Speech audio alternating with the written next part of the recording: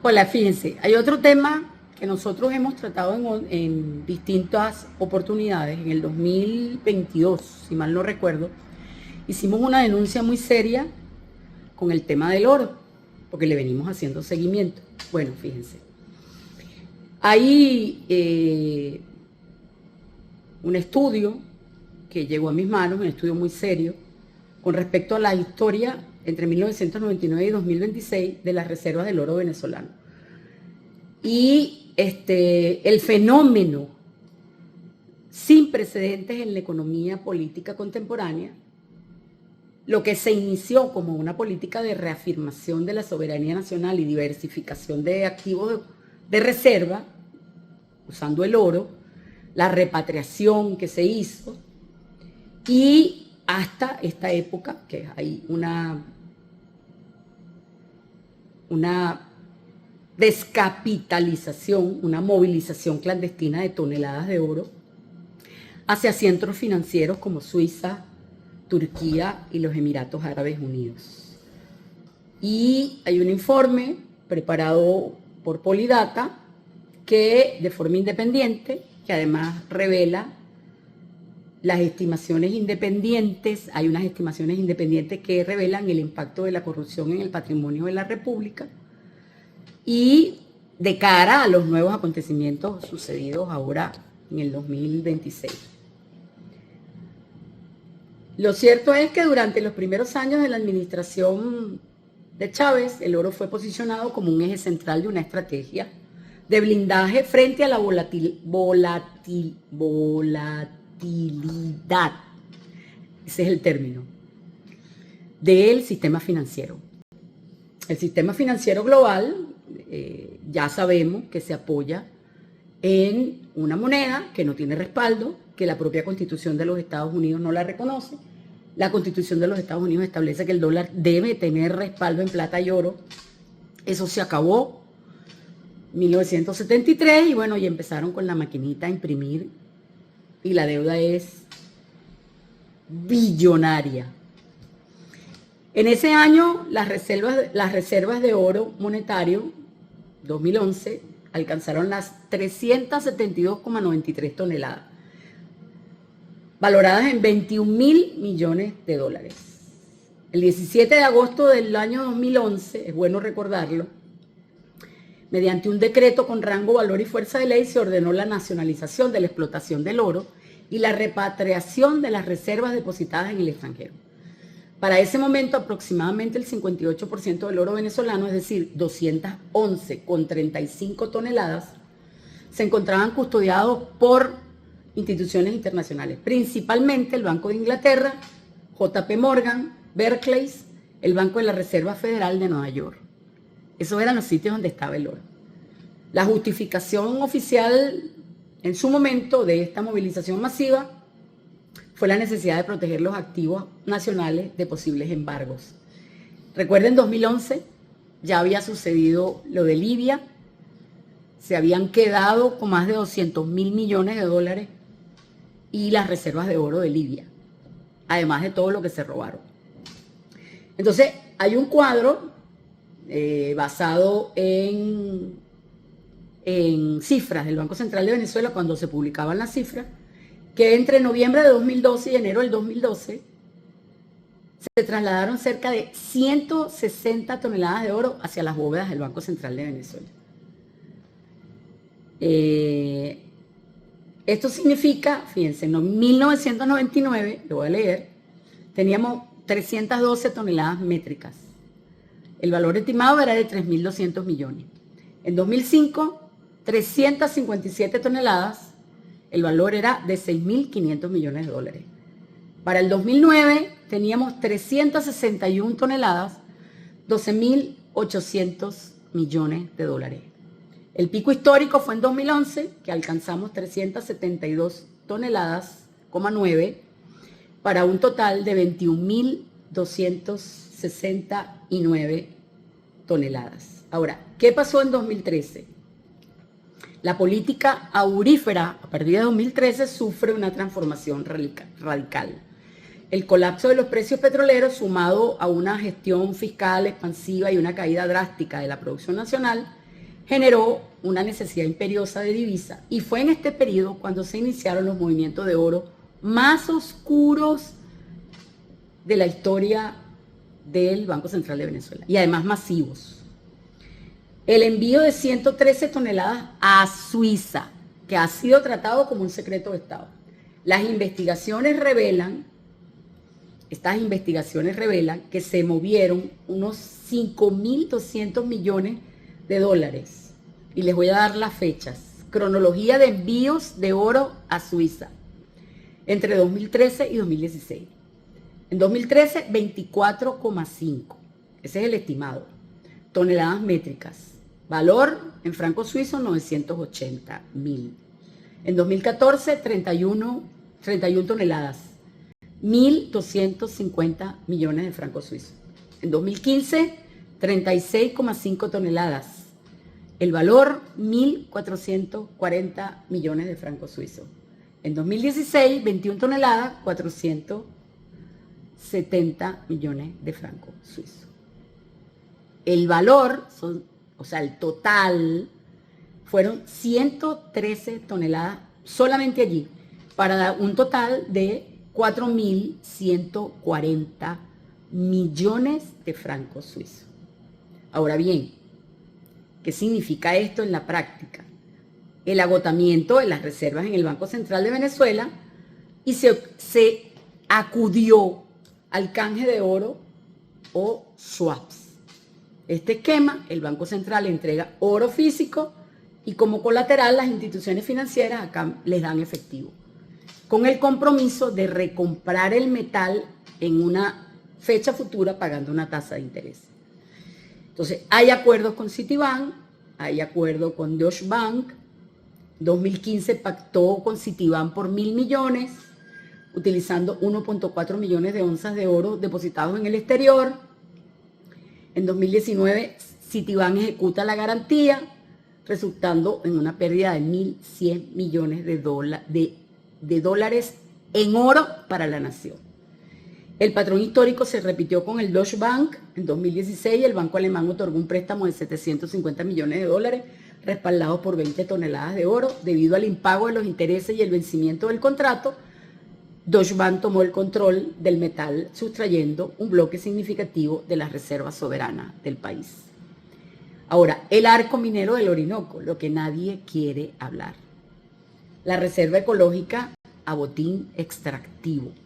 En 2016, mediante el decreto 2248, se creó la Zona de Desarrollo Estratégico Nacional del Arco Minero, un territorio de 111.843 kilómetros cuadrados, rico en oro, diamantes y otros minerales.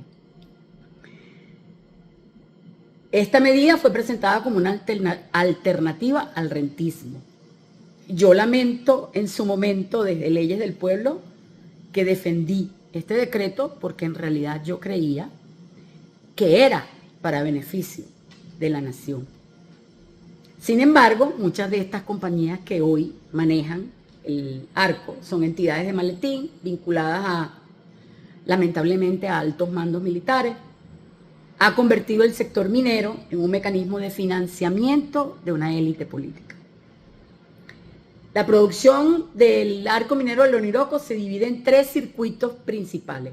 El oro que llega formalmente al Banco Central, el oro utilizado para gastos operativos directos del Ejecutivo y el oro que fluye por canales de contrabando.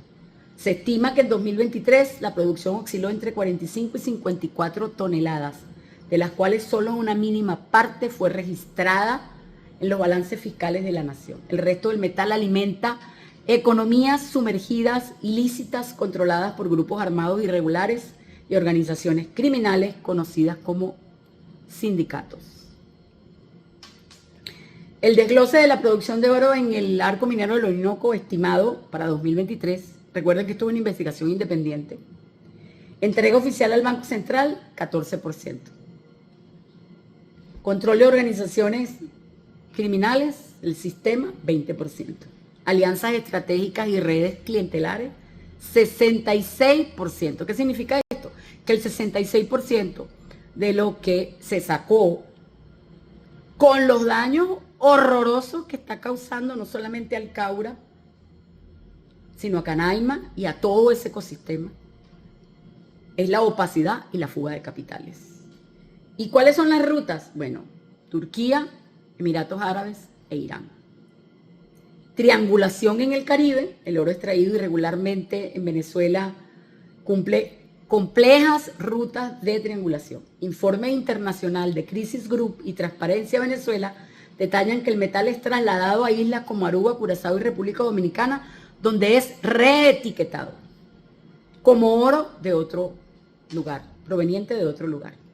Y de ahí va a refinerías de los Emiratos Árabes Unidos, Turquía e Irán. Hay un tema, el litigio de las 31 toneladas en el Banco de Inglaterra. Desde 2019 se desarrolló una batalla legal sin precedente en las Cortes de Londres por el control de 31 toneladas de oro, aproximadamente 1.900 millones de dólares. La disputa enfrentó a la Junta Directiva del Banco Central, designada por Maduro, con la Junta Ad hoc nombrada por Juan Guaidó, que ya sabemos que lo que menos han hecho es defender los intereses del país. El Banco de Inglaterra se negó a liberar los fondos, alegando una doctrina de una sola voz. ¿Qué significa esto? Las Cortes británicas deben seguir el reconocimiento oficial del gobierno del Reino Unido, que en su momento reconoció a Guaidó, porque era un plan para despojarnos. Es acumulación por desposesión lo que nos están aplicando. A pesar de los múltiples recursos presentados por la administración de Maduro, para inicio de 2026 el oro permanecía congelado, protegiéndolo de una posible liquidación por parte del Ejecutivo, pero manteniéndolo inaccesible para resolver la crisis humanitaria en Venezuela. Bueno, capturaron a Maduro, ya sabemos de la forma que lo capturaron, ilegal. Resulta que el 12 de enero las autoridades suizas ordenaron el congelamiento precautelar de 113 toneladas de oro. Entonces, nosotros decimos, para poder entender lo que está pasando con Venezuela, la descapitalización aurífera de Venezuela es evidente cuando se contrastan las cifras oficiales con los informes de organismos internacionales. Mientras que en Venezuela poseíamos 372 toneladas al cierre del 2024, las reservas estaban en 60,9. Un mínimo histórico en 8 décadas. Esta caída no solamente se explica por la venta a Suiza o las pérdidas en swaps, que son los intercambios, para que te den dinero fresco, los pones como garantía, sino también por retiros hormiga y movilizaciones no registradas desde las bóvedas de Caracas. Pero además, desde el 2014 está funcionando el mecanismo donde el 66% no se declara, sino que se va por los caminos verdes. Entre 45 y 54 toneladas al año. O sea, estamos hablando de 10 años. ¿Cuántas toneladas son? 450 toneladas. El 66% no sabemos dónde está. Pero tampoco sabemos el otro 14% que sí se declaró. ¿En qué se invirtió? ¿Se cambió? Si se invirtió, no se invirtió en salario, ni se invirtió en educación, ni se invirtió en salud, tampoco en infraestructura. Por eso nosotros seguimos diciendo que hay que realizar auditorías forenses. Cualquier gobierno serio, lo primero que haría es hacer auditoría forense de todo lo que está sucediendo. No solamente con el oro, con los diamantes, con el rodio, con el coltán, con el petróleo, pero además con los presupuestos de alcaldías, gobernaciones, de los ministerios. No vamos a necesitar, estoy segura, los venezolanos, que nos presten plata, ni el Fondo Monetario Internacional, ni ninguno de ellos, si nosotros logramos rescatar los dineros que se han robado, por esta vía y por cualquier otra vía que se les ha ocurrido a través de una economía sumergida. Entonces, la gestión del oro venezolano desde 1999 hasta la actualidad representa un ciclo de destrucción del patrimonio nacional sin parangón. La transición de una política de acumulación soberana para respaldar con commodities nuestra moneda a una de liquidación clandestina, ha dejado el Estado con menos del 20% de sus reservas originales, comprometiendo la estabilidad monetaria y el ahorro de las futuras generaciones. Todos esos recursos son derechos intergeneracionales. Para poder asegurarle a las futuras generaciones que no pase como acaba de pasar con el petróleo, con la ley orgánica de hidrocarburos inconstitucional, y que lo hagan también con la ley de minas, debe impulsarse un movimiento nacional político, un movimiento político nacional y soberanista, que nos demos cuenta que nadie nos va a regalar la libertad ni la soberanía, y que solamente nosotros, con la conciencia y la movilización y la unión, aún pensando diferente, porque lo que está de por medio son los derechos intergeneracionales de nuestros hijos, de nuestros nietos. ¿Qué patria le vamos a dejar a nuestros hijos y a nuestros nietos?